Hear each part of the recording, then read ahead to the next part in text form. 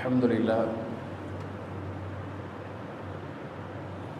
نحمده ونستعينه ونستغفره ونؤمن به ونتوكل عليه ونعوذ بالله من شرور أنفسنا ومن سيئات أعمالنا من يهده الله فلا مضل له ومن يضلله فلا هادي له ونشهد أن لا إله إلا الله وحده لا شريك له ونشهد أن محمدا عبده ورسوله قال الله تعالى في القرآن العظيم والفرقان المجيد أعوذ بالله من الشيطان الرجيم بسم الله الرحمن الرحيم يا أيها الذين آمنوا اتقوا الله حق تقاته ولا تموتن إلا وأنتم مسلمون يا أيها الناس اتقوا ربكم الذي خلقكم من نفس واحدة وخلق منها زوجها وبث منهما رجالا كثيرا ونساء واتقوا الله الذي تساءلون به والأرحام إن الله كان عليكم رقيبا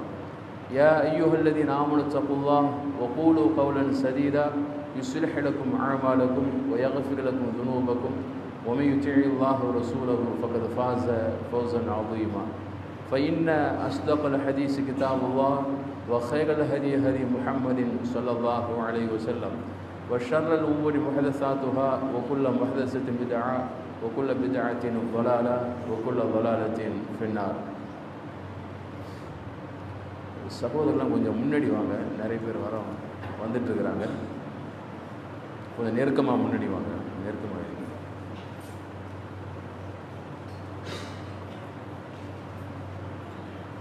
அளவற்ற அகலாளனும் நிகரற்ற பேர் அன்புடையவனுமான ஏக இறைவன் அல்லாஹ் ஒருவனுக்கு அனைத்து புகழும் என்றென்றும் குறித்தாகட்டுமாக.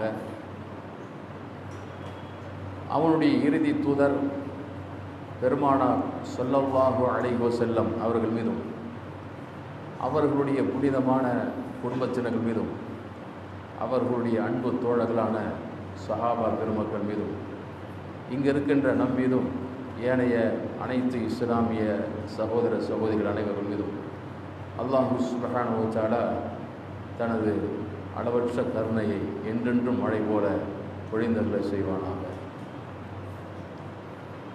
அன்பிற்கினிய பெரியவர்களே, தாய்மார்களே, சகோதர சகோதரிகளே, நாம் ரமதான் என்னும் ஒரு மகத்தான மாதத்தில் இருந்து கொண்டிருக்கிறோம்.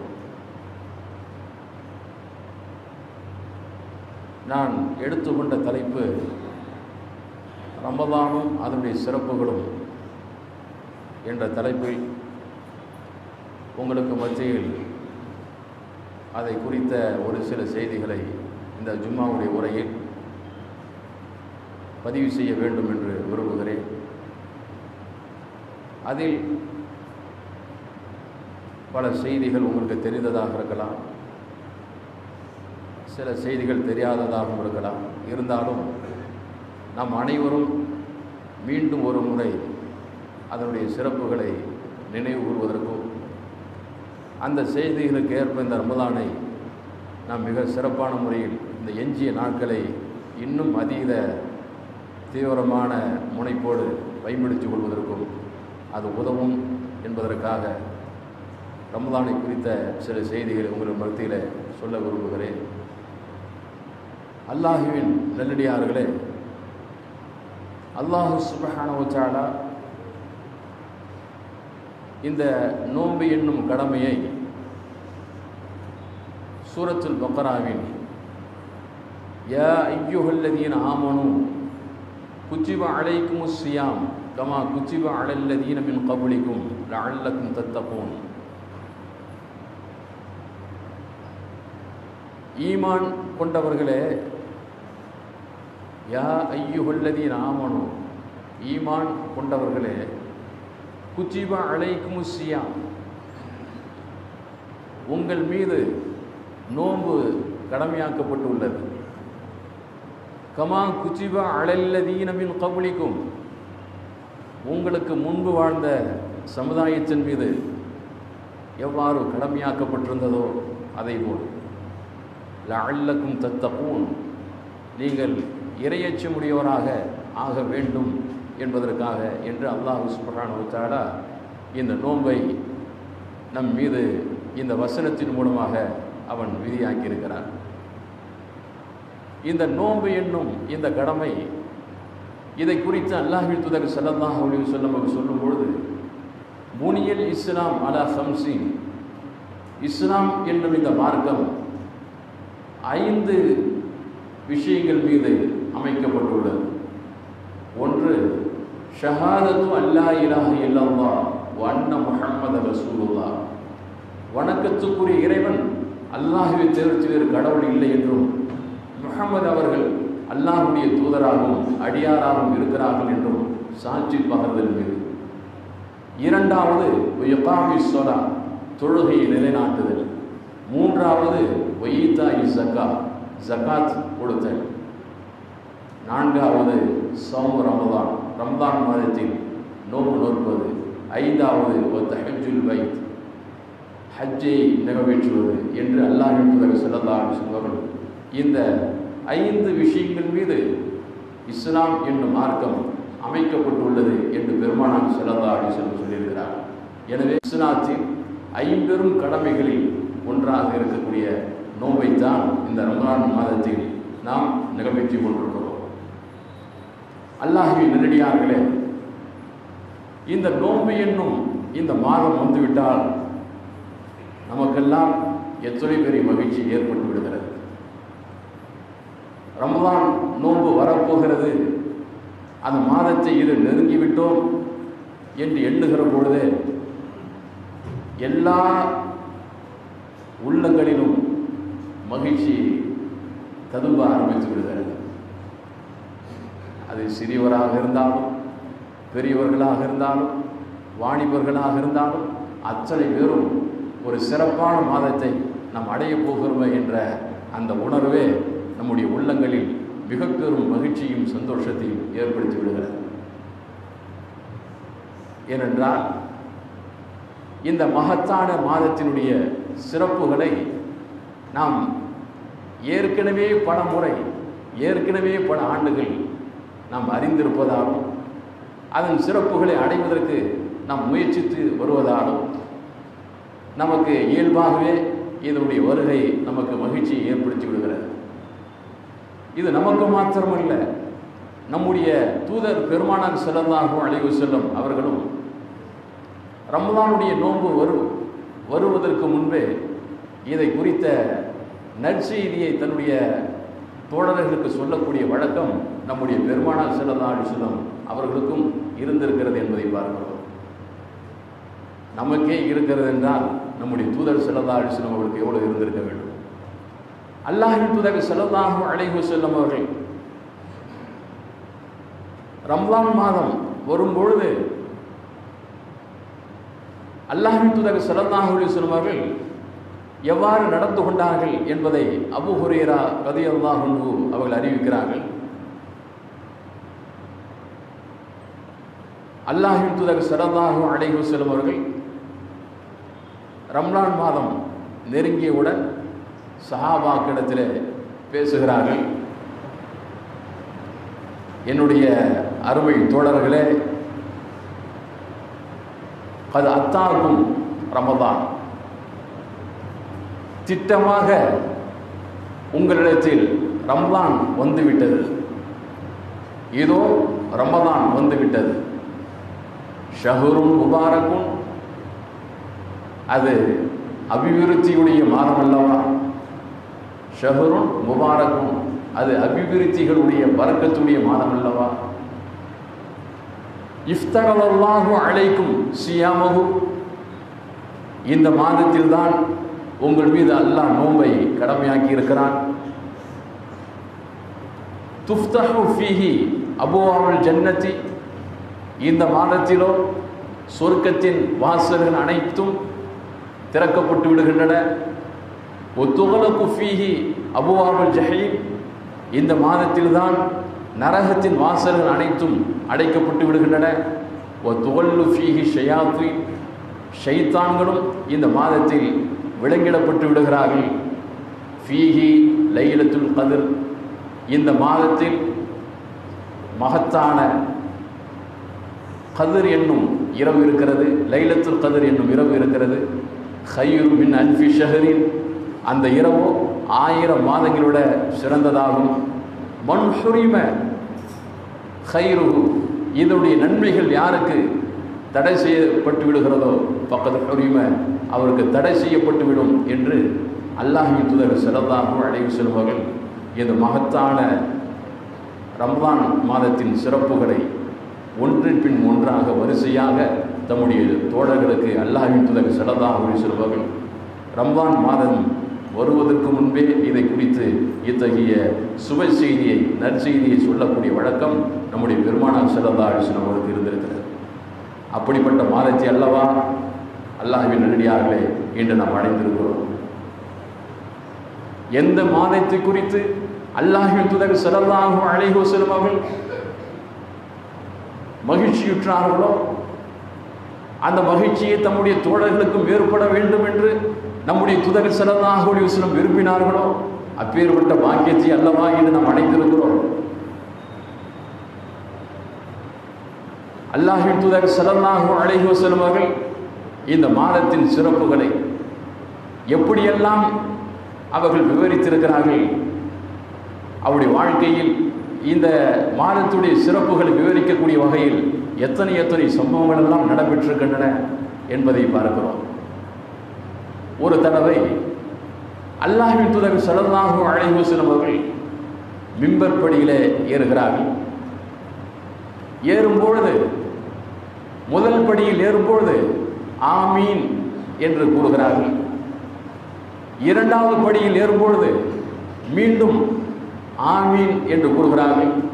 மூன்றாவது படிக்கு வந்தபோது அப்பொழுதும் அல்லாஹ்வின் தூதர் ஸல்லல்லாஹு அலைஹி வஸல்லம் அவர்கள் ஆமீன் என்று கூறுகிறார்கள். இது சஹாபா பெருமக்களுக்கு அதிசயமாக இருந்தது. ஏனென்றால் இதற்கு முன்பு அல்லாஹ்வின் தூதர் ஸல்லல்லாஹு அலைஹி வஸல்லம் அவர்கள் இப்படி நடந்து கொண்டதில்லை. மிம்பர் படிகளில் ஏறி தம்முடைய தோழர்களுக்கு அவர்கள் உரை நிகழ்த்துவதும் தம்முடைய தோழர்களுக்கு தேவையான அறிவுரைகள் வழங்குவதும் தான் பெருமானார் ஸல்லல்லாஹு அலைஹி வஸல்லம் அவரிடத்திலே சஹாபாக்கள் கண்டார்களே தவிர இது போன்ற ஒரு செயலை இதற்கு முன்பு சஹாபாக்கள் பார்த்த அனுபவம் இல்லை. எனவே சஹாபாக்கள் கேட்டார்கள், யா ரசூலல்லாஹ் இன்னக இதா சுஇத்தல் மிம்பர ஃபகுல்த ஆமீன் ஆமீன் ஆமீன். அல்லாஹ்வின் தூதர் அவர்களே, நீங்கள் மிம்பர் படிகள் ஏறும்பொழுது ஒவ்வொரு படிகளிலும் ஆமீன் ஆமீன் ஆமீன் என்று இந்த வார்த்தையை மூன்று முறை குறிப்பிட்டீர்களே, என்ன காரணம் என்று சஹாபாக்கள் கேட்டார்கள். அதற்கு அல்லாஹ்வின் தூதர் ஸல்லல்லாஹு அலைஹி வஸல்லம் சொல்கிறார்கள் அதற்கான காரணத்தை. தோழர்களே, அத்தானி ஜிப்ரீல் அலைஹிஸ்ஸலாம், நான் முதல் படியில் ஏறும்பொழுது ஜிப்ரீல் அலைஹிஸ்ஸலாம் அவர்கள் என்னிடம் வந்தார்கள். என்னிடம் வந்த ஜிப்ரீல் அலைஹி வஸ்ஸலாத்து வஸ்ஸலாம் அவர்கள் சொன்னார்கள், மன் அத்ரக ரமதான் ஃபலம் யுக்ஃபர் லஹு ஃபமாத ஃபதஹல அன்னார் ஃபஅபஅதஹு அல்லாஹ் ஃபகுல் ஆமீன் ஃபகுல்து ஆமீன். முஹம்மது அவர்களே, எவர் ஒருவர் ரமதானை அடைந்தும் அவருடைய பாவங்கள் மன்னிக்கப்படவில்லையோ, அவ்வாறு மன்னிக்கப்படாத நிலையில் அவர் மரணித்து அவர் நரகம் செல்வாரானால் அப்படிப்பட்ட அவனை அல்லாஹ் தன்னுடைய அருளிலிருந்து தூரப்படுத்துவானாக என்று சொல்லிவிட்டு, முஹம்மதே நீங்கள் இதற்கு ஆமீன் என்று சொல்லுங்கள் என்று அவர்கள் சொன்னார்கள். ஆகவே நான் ஆமீன் என்றேன். ஆமீன், இறைவா இதை ஏற்றுக்கொள்வாயாக என்று நான் சொன்னேன். ரமலான் மாதத்தை எவர் ஒருவர் அடைந்தும் அந்த ரமலான் மாதத்தின் மூலம் அவருடைய முழு பாவங்களும் மன்னிக்கப்படாத நிலையில் அவர் மரணத்தையும் தழுவி நரகம் செல்வாரானால் அல்லாஹ் அவனை தன்னுடைய அகலிருந்து தூரப்படுத்தட்டும் என்று ஜிப்ரீல் அலைஹிஸ்ஸலாத்து வஸ்ஸலாம் அவர்கள் குறிப்பிட்டு, முஹம்மதை நீங்கள் இதற்கு ஆமீன் என்று சொல்லுங்கள் என்று அவர்கள் சொன்னதற்காக நான் ஆமீன் என்று சொன்னேன் என்று பெருமானார் ஸல்லல்லாஹு அலைஹி வஸல்லம் அவர்கள் சொல்லியிருக்கிறார்களே. அப்பேற்பட்ட மாதத்தை அல்லவா அல்லாஹ்வின் அடியாக என்று நாம் பெற்றிருக்கிறோம். இது எத்தகையது ஒரு மாதம்! முழு பாவங்களும் மன்னிக்கப்படுவதற்குள்ள மாதம் அல்லவா இந்த மாதம். இந்த மாதத்தை பெற்றும் தன்னுடைய முழு பாவங்களுக்கும் எவன் ஒருவன் தீர்வு கண்டு கொள்ளவில்லையோ அவன் நரகம் செல்வான் என்று ஜிப்ரீல் அலைஹிஸ்ஸலாத்து வஸ்ஸலாம் அவர்கள் மூலமாக நிந்திக்கப்படக்கூடிய ஒரு மகத்தான அகப்படைகளை பெற்றிருக்கிற மாதம் அல்லவா இந்த மாதம். நம்முடைய முழு பாவங்களும் மன்னிக்கப்படுவதற்காக இறைவன் ஏற்படுத்தி இருக்கிற மிகப்பெரும் பொன்னான வாய்ப்பு சகோதரர்களே, மிகப்பெரிய வாய்ப்பு. உலகத்தில் நாம் எதையெதைகளையோ எவையவைகளையோ மிகப்பெரும் வாய்ப்பு என்று கருதுகிறோம். அது எதுவாகவும் இருந்துவிட்டு போகட்டும். இந்த வாய்ப்புக்கு ஈடானவைகள் அவைகள், இந்த வாய்ப்புகளுக்கு ஈடானவைகள் அந்த வாய்ப்புகள். ஒரு மிகப்பெரிய வாய்ப்பு எனக்கு ஒன்று கிடைத்தது, நான் பயன்படுத்திக் கொண்டேன் என்று நம்முடைய வாழ்க்கையில் சொல்கிறோமே, அது எந்த வாய்ப்பாகவும் இருந்துவிட்டு போகட்டும். நம்முடைய முழு பாவங்களும் மன்னிக்கப்படுகிறதே, இதை போன்ற வாய்ப்பு அந்த வாய்ப்புகள், இது விலை மதிக்க முடியாத வாய்ப்பு அல்லவா. மிக பெரும் அருக்கொடையாக திகழக்கூடிய வாய்ப்புகள் அல்லவா இந்த வாய்ப்பு. நம்முடைய முழு பாவங்களும் மன்னிக்கப்படுவதற்குள்ள வாய்ப்பு என்று சொல்லி அந்த வாய்ப்பை பயன்படுத்திக் கொள்ளாதவன் அல்லாஹ்வின் அருகிலிருந்து தூரமாக போகட்டும், தூரமாகி விடட்டும் என்று ஜிப்ரீல் அலைஹிஸ்ஸலாத்து வஸ்ஸலாம் அவர்கள் நாவால் மொழியப்படக்கூடிய அளவிற்கு மிக பெரும் கண்டனத்திற்கும் இழிவுக்கும் தூற்றுதலுக்கும் உரியதாக இருக்கிறது என்று சொன்னால், அல்லாஹ்வின் அடியார்களே, இந்த மாதத்துடைய சிறப்பை, இந்த மாதத்துடைய மகத்துவத்தை இதை விடவும் வேறு எதை கொண்டு நாம் புரிந்துவிட முடியும்? எப்பேற்பட்ட ஒரு சிறப்பான ஒன்று நாம் அடைந்திருக்கிறோம். அல்லாஹ்வின் நல்லடியார்களே, அடுத்து அல்லாஹ்வின் தூதர் ஸல்லல்லாஹு அலைஹி வஸல்லம் சொல்கிறார், அந்த இரண்டு விஷயங்கள் மிக மிக முக்கியமானது என்பதால் அதையும் நாம் பார்க்க கடமைப்பட்டிருக்கிறோம். அல்லாஹ்வின் தூதர் ஸல்லல்லாஹு அலைஹி வஸல்லம் சொல்கிறார்கள், மன் அத்ரக அபவைஹி அவ் அஹதஹுமா ஃபலம் யகுர்ரஹுமா ஃபமாத ஃபதஹல அன்னார் ஃபஅபஅதஹுல்லாஹ். ஜிப்ரீல் அலைஹிஸ்ஸலாத்து வஸ்ஸலாம் அவர்கள் சொன்னார்களா, எவன் ஒருவன் தன்னுடைய பெற்றோர்களை பெற்றிருந்தும் அல்லது அவர்களில் ஒருவரை பெற்றிருந்தும் அவர்களுக்கு பணிவிடைகள் செய்யாததால் அவன் நரகம் செல்வான் என்றால் அவன் அல்லாஹ்வுடைய அருகிலிருந்து தூரமாகி போகட்டும் என்று ஜிப்ரீல் அலைஹிஸ்ஸலாத்து வஸ்ஸலாம் அவர்கள் சொன்னார்கள்.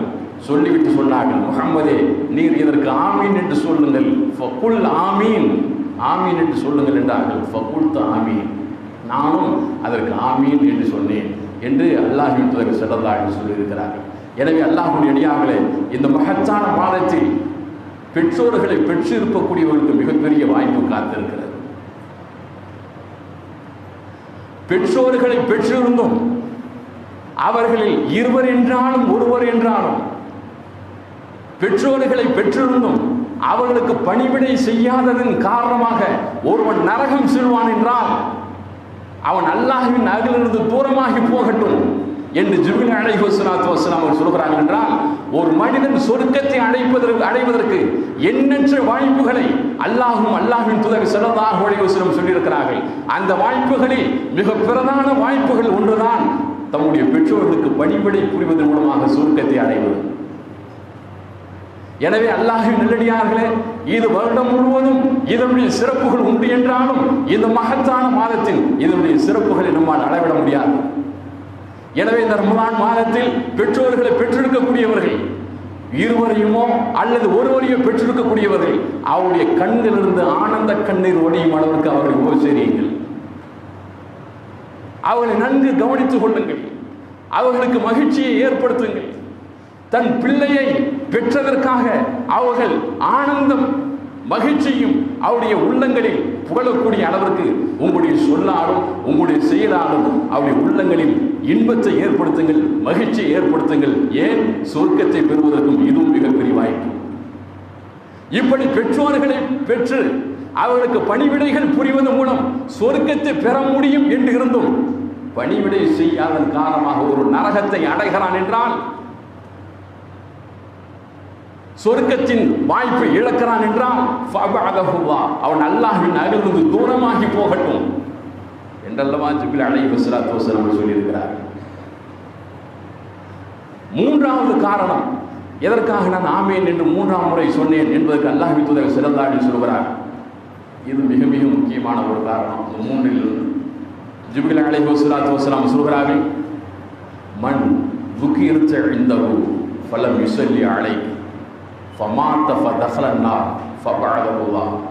முஹம்மது அவர்களே, நீங்கள் ஒருவரிடத்தில் நினைவு கூறப்பட்டு உங்களுடைய பெயர் ஒருவரிடத்தில் சொல்லப்பட்டு உங்கள் பெயர் சொல்லப்பட்டதற்கு உங்கள் மீது எவன் ஒருவன் ஸலவாத் சொல்லவில்லையோ, உங்கள் மீது எவன் ஒருவன் ஸலவாத் சொல்லவில்லையோ, ஸலவாத் சொல்லாத தன்மை உள்ளவனாக இருந்து அவன் மரணத்தையும் தழுவி நரகம் சென்றால் அவன் அல்லாஹ்வின் அருகிலிருந்து தூரமாகி போகட்டும் என்று ஜிப்ரீல் அலைஹிஸ்ஸலாத்து வஸலாம் சொல்கிறார். எனவே முஹம்மது அவர்கள் இதற்கு ஆமீன் என்று சொல்லுங்கள் என்றார்கள். எனவே நான் அதற்காக ஆமீன் என்றேன் என்று குறிப்பிடுகிறார். எனவே அல்லாஹ்வின் நல்லடியார்களே, ஒப்பற்ற இறை தூதர் பெருமானார் ஸல்லல்லாஹு அலைஹி வஸல்லம் அவருடைய பெயர்கள் கேட்கப்படுகிற பொழுதெல்லாம் நாம் அவர்கள் மீது ஸலவாத் சொல்வது என்பது மிக பெரும் கடமை என்பதும், இப்படி பெருமானார் ஸல்லல்லாஹு அலைஹி வஸல்லம் அவர்களுக்கு ஸலவாத் சொல்வதன் மூலம் ஒரு மனிதன் சொர்க்கத்தை பெறுகிறான் என்றும், ஸலவாத் சொல்லாததனாலே ஒருவன் நரகத்தை அடைகிறான் என்றும் ஜிப்ரீல் அலைஹிஸ்ஸலாத்து வஸலாம் சொல்கிறார்கள். எனவே நம்முடைய தூதர் பெருமானார் ஸல்லல்லாஹு அலைஹி வஸல்லம் அவர்களுக்கு ஒன்றல்ல இரண்டல்ல 1000 தடவை பெருமானார் ஸல்லல்லாஹு அலைஹி வஸல்லம் அவருக்கு ஸலவாத் சொல்வது என்பது அவர் முழு தகுதி உடையவர் அல்லவா, முழு உரிமையும் முழு தகுதியும் பெற்றவர்கள் அல்லவா நம்முடைய பெருமானார் ஸல்லல்லாஹு அலைஹி வஸல்லம் அவர்கள். எனவே அவருடைய பெயர்களை கேட்கிற போதெல்லாம் ஸல்லல்லாஹு அலைஹி வஸல்லம் என்று இப்படியோ அல்லது முழுமையான ஸலவாத்தை சொல்வதன் மூலம் சொர்க்கத்தை அடையலாம். எவர் ஒருவர் ஸலவாத் சொல்லவில்லையோ அவனை அல்லாஹ் சுப்ஹானஹு வ தஆலா நரகத்துக்குள்ளே நுழைத்து விடுகிறான் என்று ஜிப்ரீல் அலைஹிஸ்ஸலாத்து வஸலாம் அவர்கள் இந்த வார்த்தைகள் மூலமாக உணர்த்துகிறார். ஆக அல்லாஹ்வின் நல்லடியார்களே, இப்படி 3 முறை அவர்கள் ஆமீன் என்று சொன்னதற்கு காரணங்களை அவர்கள் சொல்லியிருக்கிறார்கள். அதில் முதலாவது காரணம், ரமலானை அடைந்தும் எவன் ஒருவன் தன்னுடைய முழு பாவங்களுக்கு மன்னிப்பு தேடிக் கொள்ளவில்லையோ அவன் அல்லாஹ்வின் அருகிலிருந்து தூரமாகி போகட்டும் என்று சொல்லியிருக்கிறார்கள். எனவே எப்பேற்பட்ட வாய்ப்பை பெற்றிருக்கிறோம். உலகத்தில் மனிதர்களிடத்தில் நாம் தெரிந்தும் தெரியாமலும் சில தவறுகளை செய்கிற பொழுது நான் மன்னிக்கிறேன் என்று சொல்லக்கூடிய தன்மை உள்ளவர்கள் மிக மிக குறைவு, மிக மிக குறைவு. ஏன்? அவர்களுக்கு நமக்கு எந்த சம்மதமும் இல்லை, அவர்களுக்கு நமக்கும் எந்த சம்மதமும் இல்லை. அதனால் அவர்கள் மன்னிக்க மறுக்கிறார்கள். காலம் முழுவதும் பகையோடு இருப்பேன் என்றால் பகையோடு இருப்பேனே தவிர உன்னை மன்னிக்க தயாராக இல்லை என்று சொல்லக்கூடிய மனிதர்கள் பல பேர்கள் உலகத்தில் வாழ்கிறார்கள். ஆனால் நம்மை படைத்த இறைவனோ, நம்மை படைத்தவன் அல்லவா, அவன் மன்னிக்காமல் வேறு யார் மன்னிக்க முடியும்? எனவே அந்த வல்ல இறைவன், என் அடியார்களே உங்களை மன்னிப்பதற்கு தயாராக இருக்கிறேன் என்று அல்லாஹ் சுப்ஹானஹு வ தஆலா அவன் காத்து கிடக்கிறான். அவன் காத்து கிடக்கிறான். என் அடியான என்னிடத்தில் நீ புரிந்த குற்றங்களுக்கு மன்னிப்புகள் நான் மன்னிக்கிறேன். நான் மிக பெரும் மன்னிப்பாளன், ஈடு இணையில்லாத மன்னிப்பாளன். என்னை போல் எவனும் மன்னிக்கக்கூடியவர்களை நீங்கள் உலகத்திலே பார்க்க முடியாது. அப்பேற்பட்ட மன்னிப்பாளன். எனவே என்னிடத்தில் மன்னிப்பை பெற்றுக் கொள்ளுங்கள். நீங்கள் தொழாமல் இருந்திருக்கலாம், நோம்பு நோக்காமல் இருந்திருக்கலாம், ஜக்காத்தை சரியாக கொடுக்காமல் இருந்திருக்கலாம், எனக்கு செய்ய வேண்டிய எத்தனையோ பல கடமைகளை நீங்கள் தவறிழைத்திருக்கலாம். இப்படித்தான் நீங்கள் வாழ வேண்டும் என்று நான் சொன்ன என்னுடைய ஷரியத்துக்கு நீங்கள் முரண்பட்டு நடந்திருக்கலாம். இப்படித்தான் நீங்கள் வாழ வேண்டும் என்று என் தூதர் முஹம்மது ஸல்லல்லாஹு அலைஹி வஸல்லம் அவர்கள் நான் சொல்லப்பட்ட வழிமுறைகளுக்கு நீங்கள் மாற்றமாக நடந்திருக்கலாம். இருந்தாலும் இறைவா என்னை மன்னித்து விடு என்று நீங்கள் மனப்பூர்வமாக கேட்கிற போது நான் மன்னிப்பதற்கு தயாராக இருக்கிறேன் என்று சொல்லக்கூடிய ரப்பல் ஆலமீன் எப்பேற்பட்ட கருணையாளன் என்பதை அல்லாஹ்வின் நல்லடியாக யோசித்து பாருங்கள். அவனுடைய கருணைக்கு இணை உண்டா, ஈடு உண்டா? சமமானவர்களோ இணையானவர்களோ உலகத்தில் எவனையாவது பார்க்க முடியுமா? பெற்ற தாய் தன்னுடைய பிள்ளையை மன்னிக்காதவர்கள் உண்டு. இது மிக மிக குறைதான். எப்படி தாயார் மன்னிச்சிருவாங்க? தந்தையை மன்னிக்காதவர்கள் உண்டு. இரு சகோதரர்களுக்கு மத்தியில் ஒருவர் மன்னிக்க விரும்பாதவர்கள் உண்டு. உடன் பிறந்த தொப்புள் கூடி உறவுகளுக்குள்ளே மன்னிக்க தயாராக இல்லாத எத்தனை உறவுகள் உண்டு, எவ்வளோ இருக்கிறாங்க. ஆனால் நம்மை படைத்த இறைவன் என்னிடத்தில் மன்னிப்பு கேட்கவில்லையானால் நான் அவர்களை தண்டிப்பேன் என்று சொல்லக்கூடிய இறைவன். எனவே அல்லாஹ்வின் அடியார்கள் இப்படி அவன் மன்னிப்பை மிக பெரும் அளவிலே வழங்கக்கூடிய ஒரு மகத்தான மாதம் ரமலானுடைய மாதம். எனவேதான் ரம்லான் மாதத்தை அடைந்தும் தன் பாவங்களுக்கு மன்னிப்பை பெற்றுக்கொள்ளாதவன் நரகம் செல்லட்டும், அல்லாஹ்வின் அருள் தூரமாகட்டும் என்று சொல்லியிருக்கிறார்கள். சாதாரண விஷயம் அல்லாஹ்வின் அடியார்கள் யோசித்து பாருங்கள்.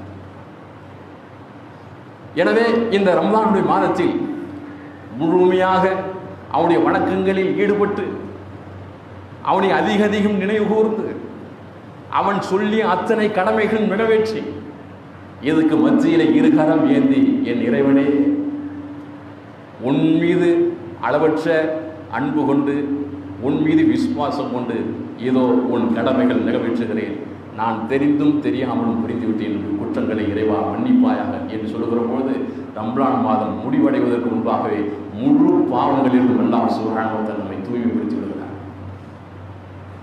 எப்பேற்பட்ட வாய்ப்பு! அல்லாஹ்வுடைய நடிகார்களே, இப்னுல் ஜௌசி என்று ஒரு மிகப்பெரிய ஒரு அறிஞர் ரொம்ப அழகாக இந்த ரம்லான் மாதத்துடைய சிறப்பை ஒரு உதாரணத்தோடு சொன்னால்தான் மனிதர்களுக்கு எதுவும் புரியும், மிக ஈஸியாக புரியும். இப்னுல் ஜௌசி அவர்கள் ஒரு உதாரணத்தோடு இந்த ரம்லான் மாதத்துடைய சிறப்பை சொல்கிறார்கள். ரம்லான் மாதத்துடைய சிறப்புகளை மனிதர்கள் அறிந்து கொள்ளாமல் போய்விடுவார்களோ என்று ஏங்கிய பல அறிஞர்கள், அந்த அறிஞர்கள் ஒருவர் இப்னுல் ஜௌசி அவர்கள் ரம்லான் மாதத்துடைய சிறப்பை நமக்கு புரிய வைக்கிறார்கள். ரம்லான் மாதம் எத்தகைய மாதம் என்று சொன்னால் என்று சொல்லிவிட்டு இதற்கு உதாரணம் யாக்கூப் நபி அவர்கள் இருந்தார்களே, யாக்கூப் நபியும் அவருடைய பிள்ளைகளும் தான் இதற்கு உதாரணம். ரம்லான் மாதத்துக்கு உதாரணம் யாக்கூப் நபி யாக்கூனுடைய பிள்ளைகளுமா? ஏனென்றால் யாக்கூப் நபி அவர்களுக்கு 12 பிள்ளைகள் இருந்தார்கள். யூசுப் நபி அவர்கள் உட்பட 12 பிள்ளைகள் இருந்தார்கள். அந்த 12 பிள்ளைகளில் யாக்கூப் நபி அவர்களை அதிகம் கவர்ந்தவர் யூசுப் நபி தான். அவர்கள் அதிகமாக நேசித்தார்கள், தன் மகனை அதிகம் நேசித்தார்கள். அது தவறுதானே என்று சொல்லிவிடக்கூடாது. அது என்ன பிள்ளைகளுக்கு மத்தியிலே பாகுபாடு அன்பு காட்டுவது என்பதல்ல. எல்லா பிள்ளைகளும் நேசித்தார்கள். சில பிள்ளைகள் மீது அதிகமான அன்பு ஏற்படும் அவருடைய செயல்களால். யாக்கூப் நபி அவர்கள் யூசுப் நபி அவர்களை அதிகம் நேசித்தார்கள். யாக்கூப் நபி அவர்கள் எப்படி தன்னுடைய 12 பிள்ளைகளில் யூசுப் நபி அவர்களை மற்றவர் 11 பிள்ளைகளை காட்டிலும் அதிகமாக நேசித்தார்களோ அதை போலத்தான் கதாலிக்க ரமதானுடைய மாதமும். ஏன் 12 மாதங்களில் அல்லாஹுக்கு மிக பிரியமான மாதம் ரமதான். உதாரணம் பாருங்க, மனசில் தங்கணும் என்பதற்காக சொல்லக்கூடிய உதாரணம். யாக்கூப் நபி அவர்கள் தன்னுடைய 12 பிள்ளைகள் யூசுப் நபி அவர்கள் எவ்வாறு நேசித்தார்களோ அதை போலத்தான் ரமதான் மாதம் அல்லாஹ்வுக்கு 12 மாதங்களில் ரமதானே அல்லாஹுக்கு அதிகம் பிரியமானது. அதனால தான் அல்லாஹ் சுப்ஹானஹு வ தஆலா ரமதான் மாதத்தை தேர்வு செய்திருக்கிறான் குர்ஆனை அருளுவதற்கு. குர்ஆன் அருளி இவ்வளவு சிறப்புகளையும் அல்லாஹ் சுப்ஹானஹு வ தஆலா இதனால தானே அவன் ஏற்படுத்தி இருக்கிறான். அவன் முஹர்ரமை தேர்வு செய்திருக்கிறான், சஃபர் மாதத்தை தேர்வு செய்திருக்கிறான். மீதி இருக்கக்கூடிய 11 மாதங்களில் 12 மாதங்கள் ஏதோ ஒரு மாதத்தை அவன் தேர்வு செய்திருக்கலாமே.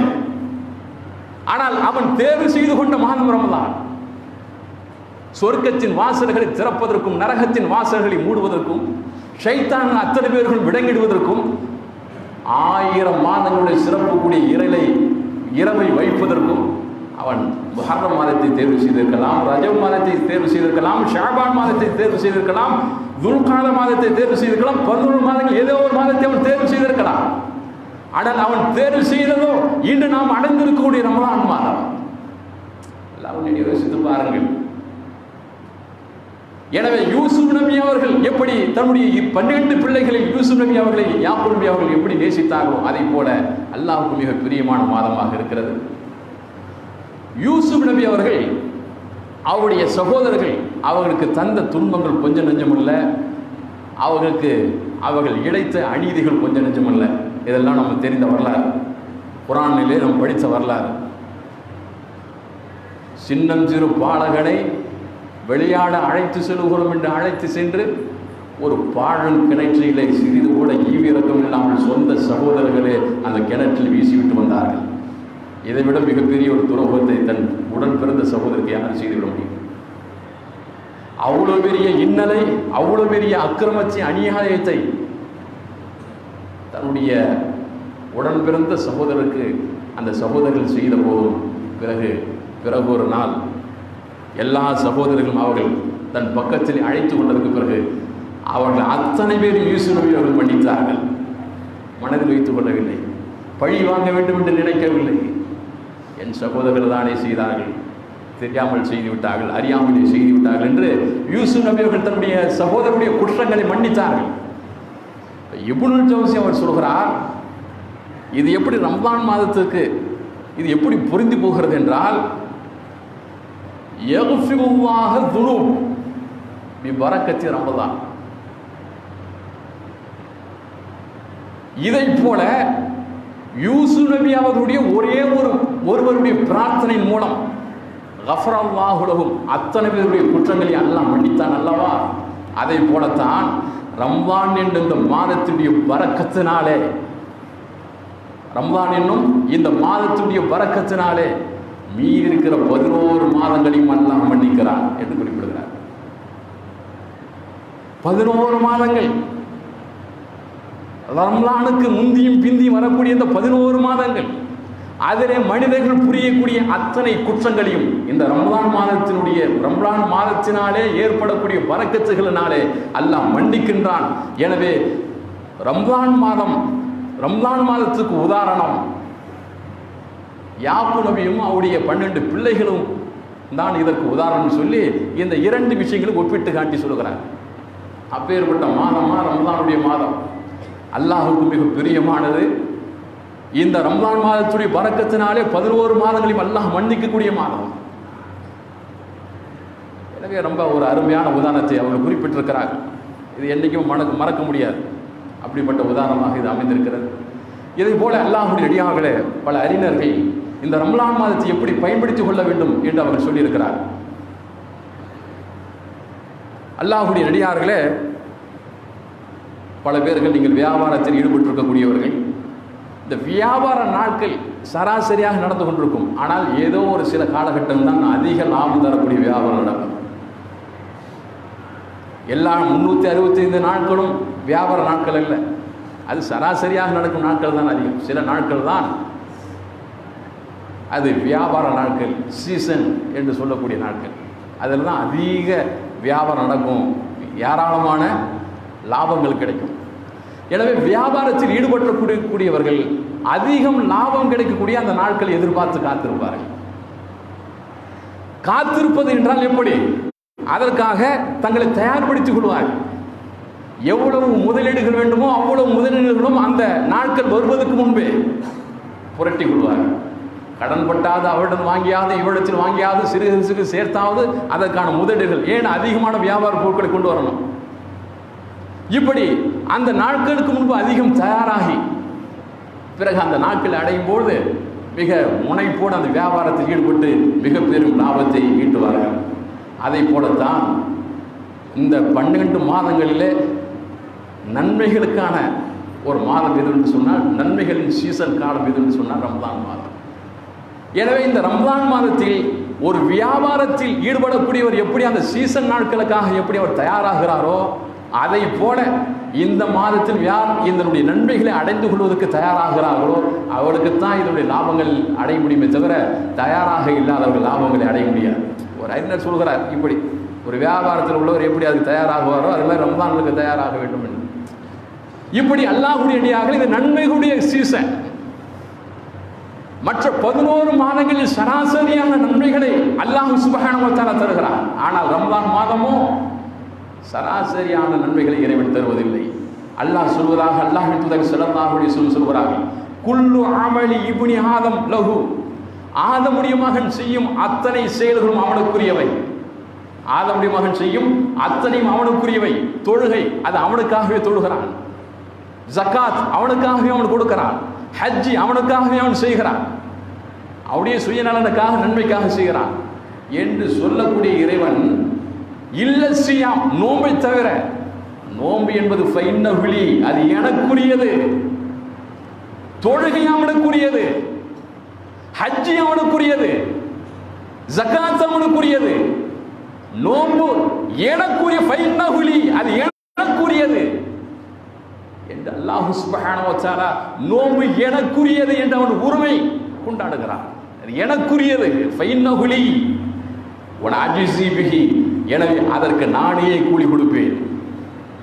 எனக்குரியதை என் அடியான் செய்வதனாலே எனக்குரியதாக இருக்கக்கூடிய நோன்பு, என்னை எனக்கு பசி இல்லை, எனக்கு தாகம் இல்லை, எனவே என்னை போலவே என் அடியான் இருக்கிறான். அவன் பசித்து கிடக்கிறான், அவன் தாகித்து கிடக்கிறான். இது அவனுடைய இயல்புக்கு மாற்றமானது, அது அவனுடைய உணவுக்கு மாற்றமானது, அவனுக்கு நான் ஏற்படுத்திய இந்த இயல்பான தன்மைக்கு மாற்றமானது. ஆனால் சாப்பிடுவதும் குடிப்பதும் அவனுடைய இயல்பு, இப்படித்தான் அவனுடைய வாழும் முறை என்று நான் அமைத்திருக்கும் பொழுது இந்த நோன்பு என்னும் வணக்க வழிபாட்டின் மூலமாக என்னை போலவே அவன் இருந்து காட்டுகிறான். அவன் சாப்பிடுவதில்லை, பசித்தும் சாப்பிடுவதில்லை, தாகித்தும் அவன் உண்ணுவதில்லை, இன்பங்களிலும் ஈடுபடுவதில்லை. எனவே ஃபைன்னஹுலி அது எனக்குரியது, அதற்கு நானே கூலி கொடுப்பேன் என்று அல்லாஹ் சுப்ஹானஹு வ தஆலா நோன்பு எனக்குரியது, எனவே அதற்கு நானே கூலி கொடுப்பேன் என்று சொல்கிறானே, அப்பேற்பட்ட ஒரு மிக சிறப்புடைய ஒரு மாதம் ரமலானுடைய மாதம்.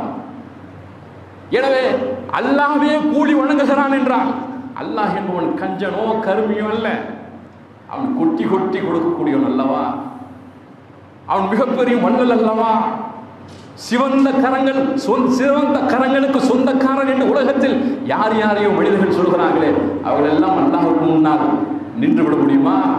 அப்பேற்பட்ட மிக பெரும் கொடையாளி அல்லவா, அப்பேற்பட்ட அந்த கொடையாளி நான் நன்மைகளை வழங்குகிறேன் என்று சொல்கிறான் என்று சொன்னால் இது நன்மைகளின் காலகட்டம். எனவே இந்த நன்மைகளை முழுமையாக அடைந்து கொள்வதற்கு நாம் தயாராக வேண்டும். தயாராகனவர்களுக்குத்தான் இதனுடைய நன்மைகளை அடைந்து கொள்ள முடியும். தயாராக இல்லாதவர்கள், இந்த நன்மைகள் மீது ஆர்வம் இல்லாதவர்கள், இதை பெற வேண்டும் என்று எனக்கு எந்த தேவையும் இல்லை என்று நினைக்கக்கூடியவர்களுக்கு இந்த நன்மைகள் கிடைக்காது. எனவேதான் அல்லாஹ்வின் தூதர் ஸல்லல்லாஹு அலைஹி வஸல்லம் அவர்கள் இந்த நோன்புடைய சிறப்புகள் இப்படியெல்லாம் பலவாரியாக நமக்கு சொல்லியிருக்கிறார். அல்லாஹ்வுடைய அடியார்களே, ஒரே ஒரு சம்பவத்தை மட்டும் உங்களுக்கு நான் பதிவு செய்து இதை நிறைவு செய்ய விரும்புகிறேன். நோன்புடைய சிறப்பை இதை போல நம்முடைய உள்ளத்திலே ஆழமாக பதிவு வைக்கக்கூடிய வேறொரு செய்தி இருக்க முடியாது. எல்லா செய்திகளும் அற்புதமான செய்திகள் தான். ஆனால் இந்த செய்தி இருக்கிறதே மற்ற எல்லாவற்றிலும் காற்றிலும் அதிகப்படியான ஒரு தாக்கத்தை உண்டு பண்ணக்கூடிய அளவுக்கு இருக்கிற செய்திகள். நபி ஸல்லல்லாஹு அலைஹி வஸல்லம் காலத்திலே நடைபெற்ற ஒரு சம்பவம்.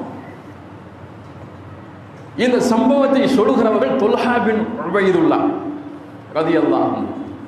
அவர் சொல்லுகிறார்கள், மதீனாவுக்கு வெளிப்புறத்திலே பலி என்று பெயர் கொண்ட ஒரு கோத்திரம் இருந்தது. அந்த கோத்திரத்தை சார்ந்த 2 பேர்கள் நபி ஸல்லல்லாஹு அலைஹி வஸல்லம் அவர்களை சந்தித்து ஒரே நேரத்தில் இஸ்லாமை ஏற்றுக்கொண்டார்கள்.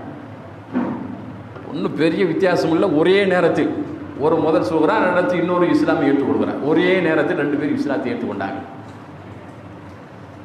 பிறகு இஸ்லாத்தை ஏற்றுக்கொண்ட அந்த 2 பேரில் ஒருவர் வணக்க வழிபாடுகள் அதீத தீவிரமான முயற்சியுடையவராக இருந்தாராம். வணக்கங்களில் அவ்வளவு ஈடுபடுவாராம். தொழுகையா பிரமா, நோம்பு நோற்பதா, ஃபர்லான நோன்பு என்றாலும், சுன்னத்தான் நோன்பு என்றாலும், நஃபிலான நோன்பு என்றாலும் அபாரமாக நோன்பு நோப்பாராம்.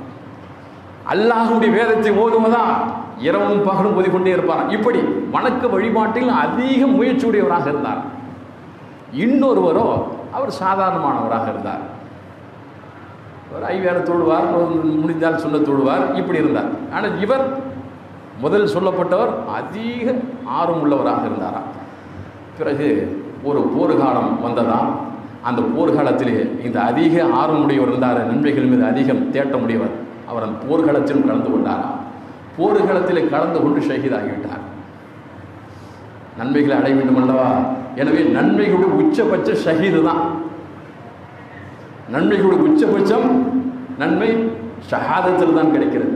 எனவே நன்மைகளில் அதிகம் விருப்பமுடைய அந்த சஹாபி தம்முடைய மிக பெரும் நன்மையை அடைய வேண்டி போர்க்களத்தில் கலந்து கொண்டு தன் உயிரை அவர் தியாகம் செய்தார், இறந்து போனார். அவர் இறந்து ஒரு வருடம் வரை இவரும் வாழ்கிறார். இவர் கூடவே இஸ்லாத்தில் இருந்து அவர் ஒரு வருடம் வாழ்கிறார். அவர் சாதாரணமாகத்தான் இருக்கிறார். தொழுகிறார், தொழுகிறார், முடிந்தால் சுண்ண தொழுகிறார், இது மாதிரி முடிந்ததை செய்கிறார். ஒன்றும் பெரிய அளவு சொல்லக்கூடிய அளவு இல்லை. ஒரு வருட காலம் வாழ்ந்து இவரும் இறந்து விட்டார். 2 பேரும் இறந்து போனார். தொல்ஹா பின் உபைதுல்லாஹ் ரலியல்லாஹு அன்ஹு அவர் சொல்கிறார்கள், ரஐது ஃபில் மனாம் பைனா இந்த பாபில் ஜன்னா, நான் கனவு ஒன்று கண்டேன். அந்த கனவிலே சொர்க்கத்தின் வாசலுக்கு அருகிலே நான் நின்று கொண்டிருக்கிறேன். இதா ஆன பைனகுமா, என் அருகிலே அந்த 2 பேரும் நின்று கொண்டிருந்தார்கள். சஹாபாக்குடைய கனவுகள்லாம் இப்படி இருந்திருக்கின்றன பாருங்கள். நான் கனவு ஒன்று கண்டேன், சொர்க்கத்தின் வாசலுக்கு அருகிலே நான் நின்று கொண்டிருப்பதாக கண்டேன். என் அருகிலே அந்த 2 பேரும் இருந்தார்கள். ஃபஹரஜ ஹாரிஜு மினல் ஜன்னதி, அப்பொழுது சொர்க்கத்திலிருந்து ஒரு மலக்கு ஒருவர் வெளியில் வந்தார். வந்தவர் ஃபஅதீன லில்லதி துஃபியல் ஆஹிர், இந்த 2 பேரில் கடைசியாக மரணித்தாரே, 2 பேர்கள் சாதாரணமாகவே வாழ்ந்து சாதாரண வணக்க வழிபாடு ஈடுபட்டு கடைசியாக மறைத்தாரே, அவருக்குத்தான் நீங்கள் சொர்க்கம் செல்லுங்கள் என்று முதலாவதாக அனுமதி கொடுத்தார். ஷஹீதானவரோ இன்னும் நின்று கொண்டே இருந்தார். அதிக நன்மைகள் ஈடுபாடு உடையவரோ சொர்க்கத்தின் வெளியே நின்று கொண்டே இருந்தார்.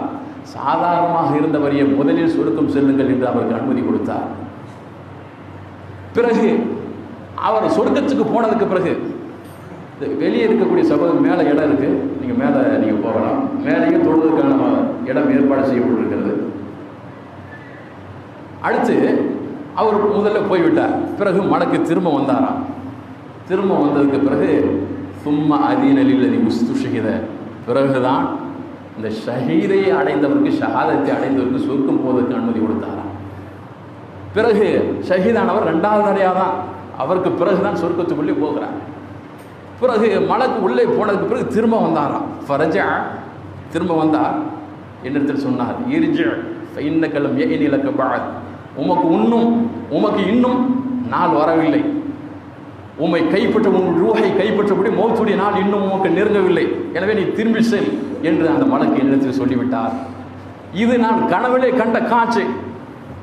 நான் விடிந்த பொழுது என்னுடைய தோழர்களுக்கு மத்தியிலே சொன்னேன், இப்படி ஒரு காட்சி நான் கண்டேன்.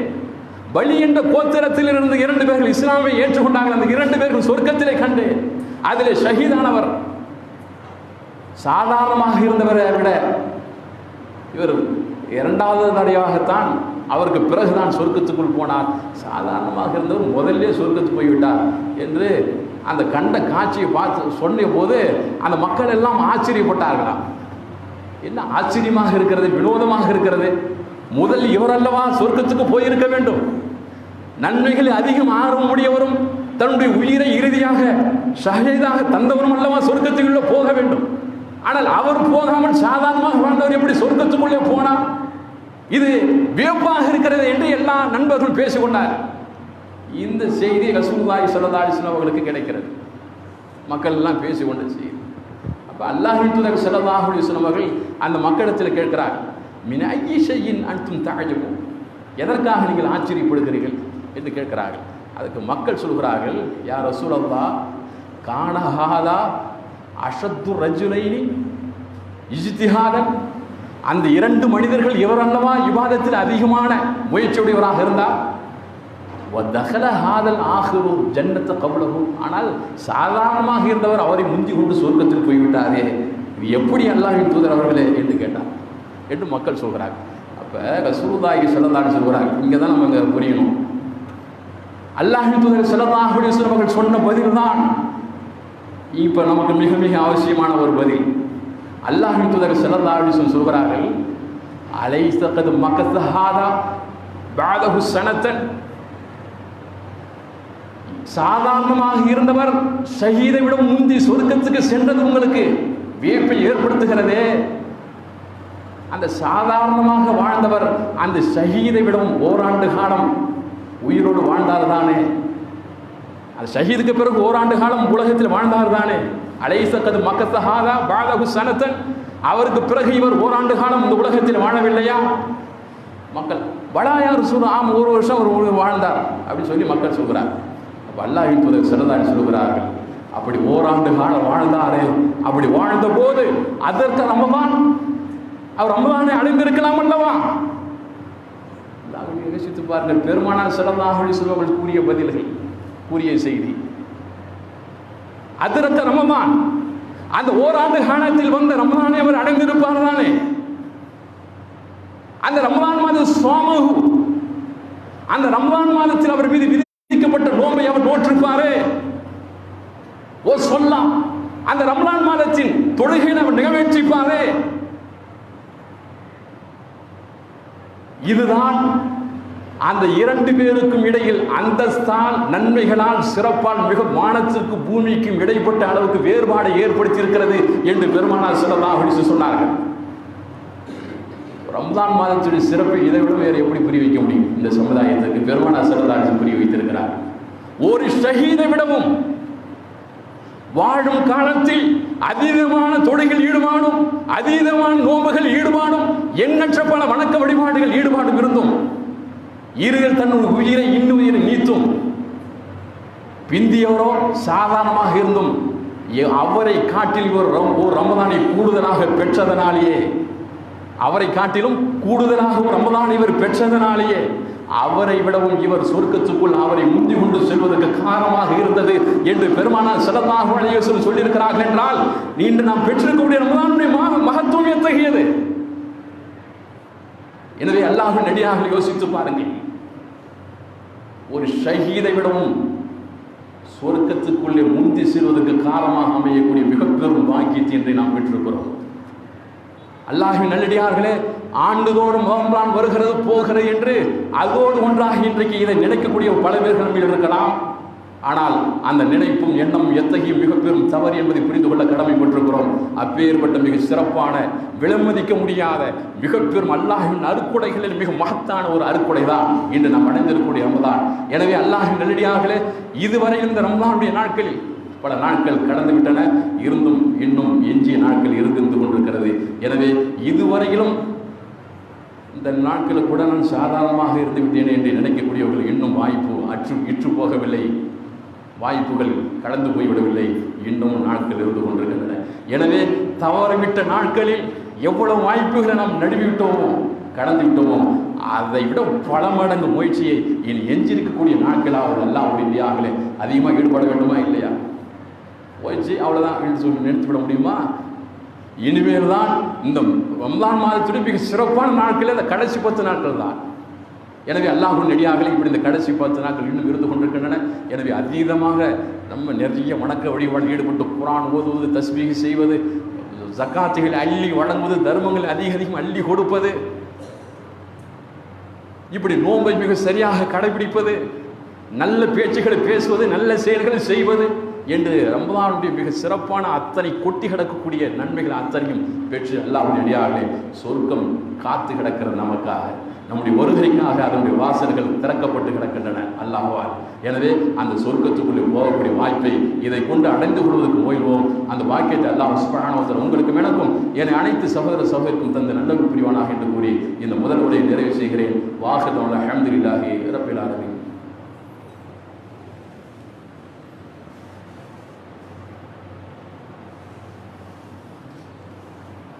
அல்லாஹ்வின் நல்லடியார்களே, இந்த மகத்தான ரமலான் மாதத்தில் ஒரு அருமையான வாய்ப்பு. கோவை சிறையில்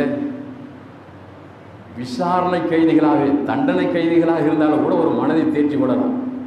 இன்னமும் விசாரணை கைதிகளாகவே 20 ஆண்டுகளுக்கு மேலாக நம்முடைய சொந்த சகோதரர்கள் சிறையிலே வாடிக்கொண்டிருக்கிறார்கள்.